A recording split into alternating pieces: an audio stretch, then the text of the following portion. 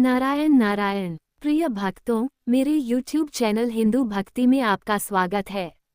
आज मैं आपको धनतेरस की पूजा विधि की बताने जा रही हूँ, जो इस प्रकार है। धनतेरस का पर्व कार्तिक माह के कृष्ण पक्ष की त्रयोदशी तिथि को मनाया जाता है। इस दिन भगवान धन्वंतरी, मृत्यु के देवता यमराज और कुबेर जी की पूजा करने का विधान है। इस साल धनतेरस का पर्व 29 अक्टूबर को है। आपको बता दें कि सोना, चांदी, बर्तन आदि की खरीदारी करना शुभ माना जाता है। कहते हैं कि इस दिन बर्तन और धातु की चीजों की खरीदारी करने से धन में 13 गुना वृद्धि और समृद्धि आती है। साथ ही इसी दिन देवताओं के वैद्य भगवान धन्वंतरी की उत्पत्ति हुई थी। यही वजह है इस दिन धन्वंतरी जयंती भी मनाते हैं।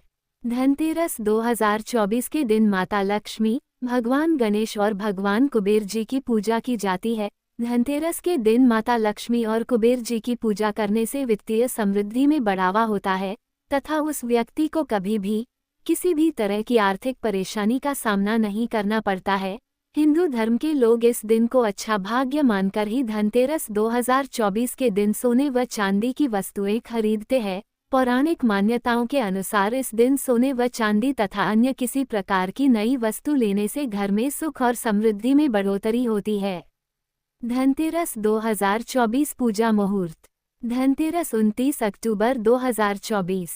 कार्तिक कृष्ण त्रयोदशी तिथि शुरू 29 अक्टूबर 2024 सुबह 10:31।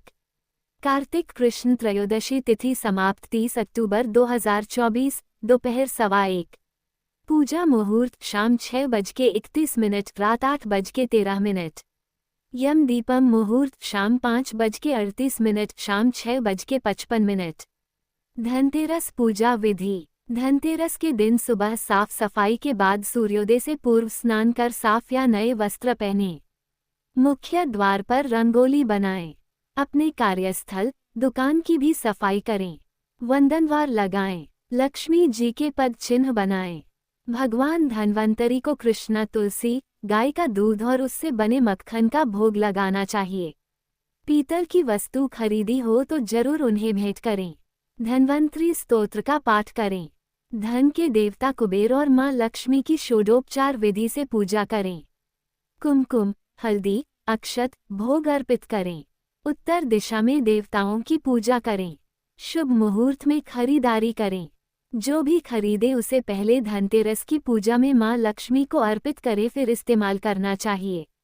शाम को आटे से चौमुखा दीपक बनाना चाहिए। उसमें सरसों या तिल का तेल डालकर घर के बाहर दक्षिण दिशा में या दहलीज पर रखना चाहिए। धनतेरस पर यम के नाम दीपदान क्यों करते?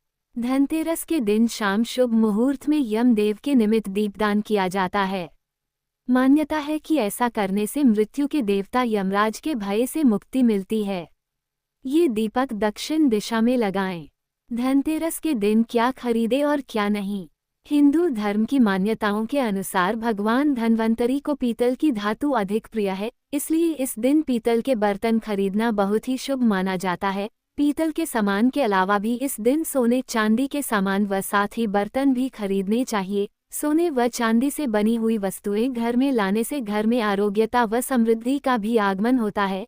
इस दिन घर में झाड़ू खरीदना भी बहुत शुभ माना जाता है। झाड़ू को माता लक्ष्मी का प्रतीक माना जाता है, इसलिए झाड़ू को घर में लाने से घर में लक्ष्मी जी का आगमन होता है। धनतेरस के दिन लोग नए नए सामान खरीदते हैं, लेकिन इसका मतलब यह नहीं है कि इस दिन कुछ भी सामान खरीदा जा सकता है। कुछ सामान ऐसे भी होते हैं जिन्हें खरीदने से माता लक्ष्मी भक्तों से नाराज हो जाती है। मान्यता है कि धनतेरस के दिन चीनी या मिट्टी के शोपीस तथा लोहे के सामान को नहीं खरीदना चाहिए। लोहे को शनिदेव का कारक माना जाता है, जो कि अशुभ है। धनतेरस पौराणिक कथा। धनतेरस के दिन लोग आभूषण या नए बर्तन खरीदते हैं। इस दिन सोने और चांदी में निवेश करना ज्यादा शुभ माना जाता है। धनतेरस को लेकर यूं तो कई पौराणिक कथाएं प्रचलित हैं, जिनमें से एक इस प्रकार है। प्राचीन काल की बात है कि राजा हिमा के 16 वर्षीय बेटे की शादी की चौथी रात सांप के काटने से मृत्यु हो गई थी। उसकी जान बचाने के लिए उसकी पत्नी ने अपने सारे सोने के आभूषण और सोने के सिक्के एक ढेर में इकट्ठा कर लिए। फिर उसने गाने गाए और अपने पति को कहानियां सुनाई ताकि वह सो न जाए। जब मृत्यु के देवता यमराज राजकुमार के प्राण लेने के लिए सांप के रूप में आए, तो वह सोने की चमक से अंधे हो गए और मधुर संगीत और कहानियां सुनकर मंत्रमुग्ध हो गए।